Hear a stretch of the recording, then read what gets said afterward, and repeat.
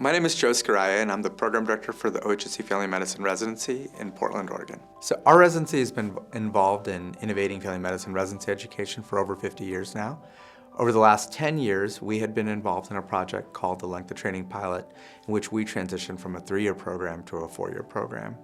There's now a new innovation that's on the books for, as a partnership between the ACGME and the ABFM. It's called Advancing Innovation in Residency Education. It's called AIR, and our project is called FIRE, which is Fellowship Integration into Residency Education. As we move into this next level of innovation in family medicine residency education, what we want to do is take this great floor that we've created with the 4-year program and really think about the niches that we can serve while having a broad scope training. And so we're looking at training, advanced training in care for patients who are pregnant, in sports medicine, in leadership, and in hospice and palliative medicine. Again, all while kind of having a broad base of family medicine training. Hi, my name's Whitney Roper and I'm one of our Associate Residency Directors. I'm also a former graduate of our 4-year program, having completed my training in 2018. I'm really excited to share with you a little bit about our comprehensive track, which we have affectionately started calling our Expert Generalist track. In many ways, this is the residency as it has recently existed, though certainly there have been some small changes along the ways.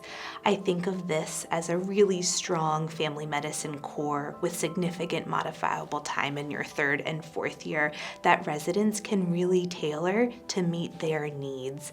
So with this modifiable time, you can explore particular interests and passions. You can really work on building the skill set that your future community is going to need when you are out in practice. Some examples might include building your expertise in providing gender-affirming care while simultaneously also diving deeper into colposcopy and LEAP so that you can offer those services to your future community. Someone else might decide to further deepen their expertise in providing care for patients with substance use disorder and also want to work on their vasectomy skills. Either way, I think there's a ton of opportunity to really tailor your curriculum, and within that there is so much possibility that I think residents can really, really grow from. I'm Chase Massard. I'm a 4th-year resident at OHSU Portland Family Medicine Residency. What brought me to OHSU really was a couple of things that were all big and important. The broad scope of training, the beautiful geography that is the Pacific Northwest, and most importantly for me was the people of OHSU. Getting to see people that were passionate about what they were doing, were supported in what they were doing, in a program that was rich in history of making really broad scope family physicians that were serving locally and nationally.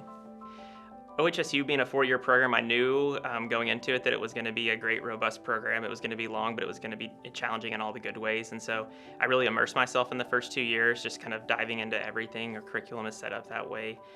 So I got so many great experiences in inpatient, outpatient, ambulatory procedures, pediatric care, all age care, and then used the last final 2 years and a lot of flexibility time in there, concentrated time to really curtail the last 2 years of my residency to help serve the needs of the patients that I'm going to be taking care of down the road.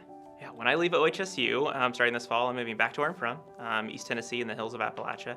I'm going to be a full scope family physician with surgical obstetrics, practicing at a community family medicine clinic that's also a residency clinic as well. So teaching medical students, residents, serving largely underserved populations in that area, and doing broad scope inpatient medicine, procedures, labor delivery care, maternity care, including C-sections where I'm going.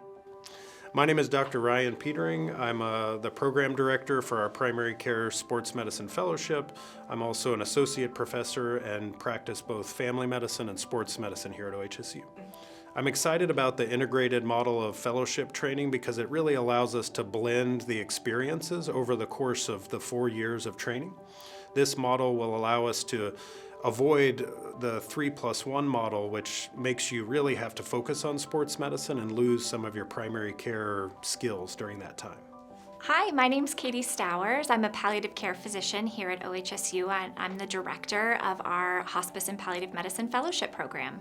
Why I think this is different than the 3+1 model of training is that we are getting physicians early before they have learned any other skills, and we are integrating these skills into their primary mode of operating. We are integrating this into their identity so that it is not taking off your family medicine hat to put on your palliative care hat. It's wearing both hats at the same time. One of the things that I am most excited about this integrated training opportunity is that we are really filling a much needed gap in the American healthcare system. We have so many disease states that are fragmented from childhood care to adulthood care, and I can't think of a better provider than one who is both family medicine trained and hospice and palliative medicine trained to bridge that gap. Think of childhood cancers that span into adulthood, or any chronic illness that starts in childhood and spans to adulthood. Your dual trained primary care and palliative care specialist will be able to bridge that seamlessly.